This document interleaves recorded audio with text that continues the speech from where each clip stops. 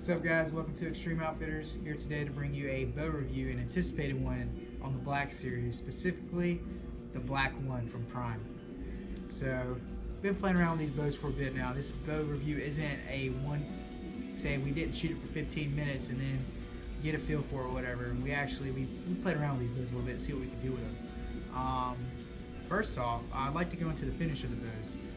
Prime, for some reason, has some of these slickest finishes as far as the way these bows look, the way the camos look on them. I mean, it just looks so good, and the Subalpine looks so digital.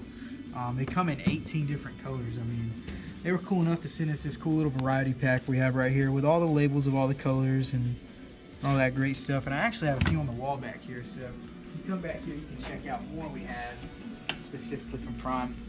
This is the Ghost Green. It's one of my favorite. It's got a little texture to it, so it doesn't feel like a soft bow. This is a gritty bow. It's kind of, this is what I would use to bow hunt with, this color in particular. Then you got your standard black, you know, that's what shows up first majority of the time.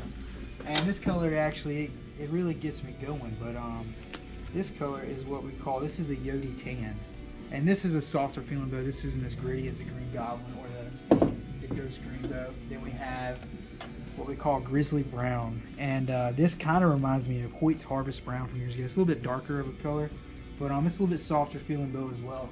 And then one of the other colors we have in right now is Tundra, and this bow just sets it off. It just looks really good. But this is just a few of the camos that we have in right now, different colors we got in. But as we said, we're going to do a bow review on the black one. We're first going to go into what Prime did differently. So from the CT series, they went with a different cam in a way. They call it the new Roto cam. And right here, we have an adjustable mod. So this bow, the black one, the 3 and the 5, actually go from 25.5 to 31 inches of draw, which is really cool. And the specs on the black one are really nice. So we have a little bit longer than a 7-inch brace sight on this bow, plus or minus 1/8 of an inch. 31 inches axle to axle. The IVO is 332, so it's not a slow bow by any means. It's a very forgiving bow for the short axle to axle being it is. Other technology they have into this bow that I really like, super duper simple.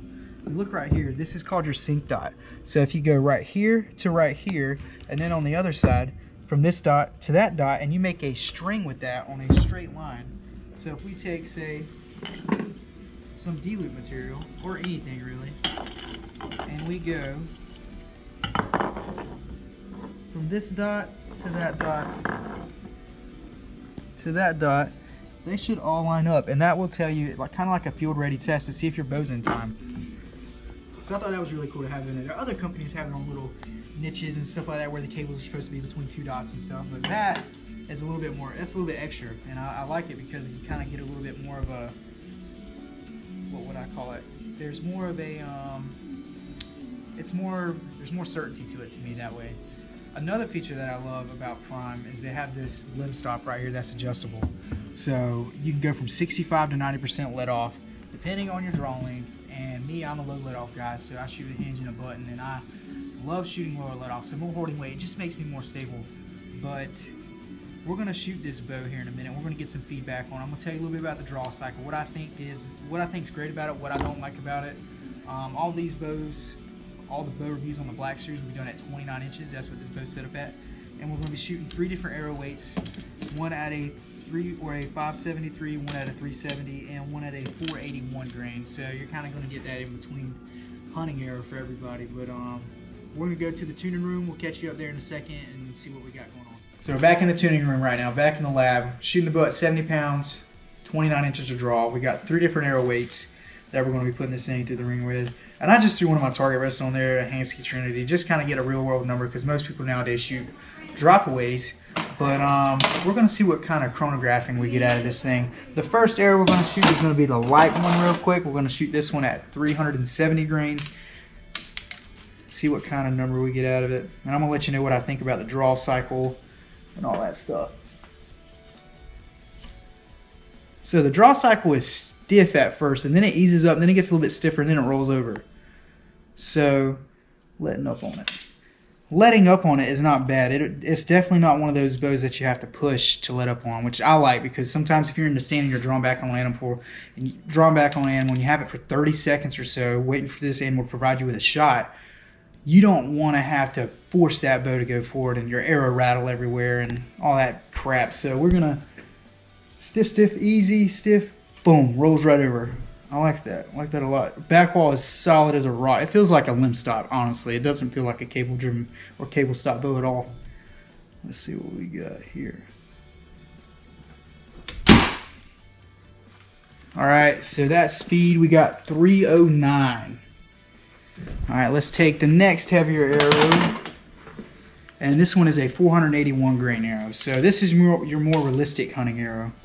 And I have one of these. I shoot one arrow around 450 grains and the other one's like 580 personally. So I have two different arrow setups for that kind of stuff.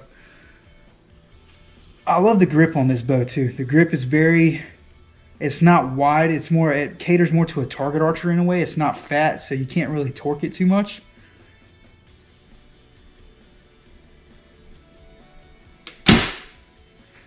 All right, so that one shot 272.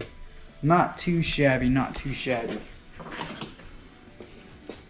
All right, and this is the heavier arrows coming in at 573. So this is the arrow I prefer to hunt with more than anything. Let's see how it feels. Oh yeah, it rolls over real nice.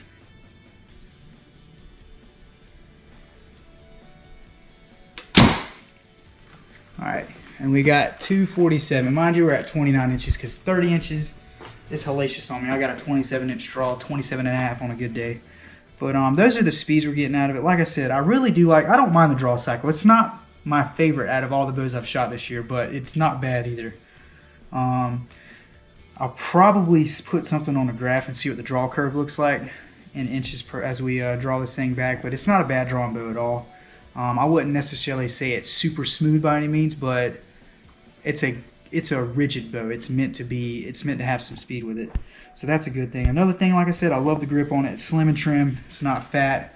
And my main concern, I love the finish of the bow. The finishes on these bows are top notch. Probably the best I've seen out of all the bows I've had come in the shop. But look forward to more reviews. We're going to do the Black 3 next, then the Black 5, and then the Black 9. See how the draw compares on all three of them, being they are the same cam, but the different riser links are going to play into effect and see how that feels. The string angle actually on this bow is not horrible for a 31-inch bow. It's actually really good. I've shot some at my draw length before, sub 30, and they're not fun. I don't like them. Can't get a good anchor point with them. Just not my cup of tea. But look forward to doing more reviews on these Prime, the Black series. And if you haven't checked us out on our website,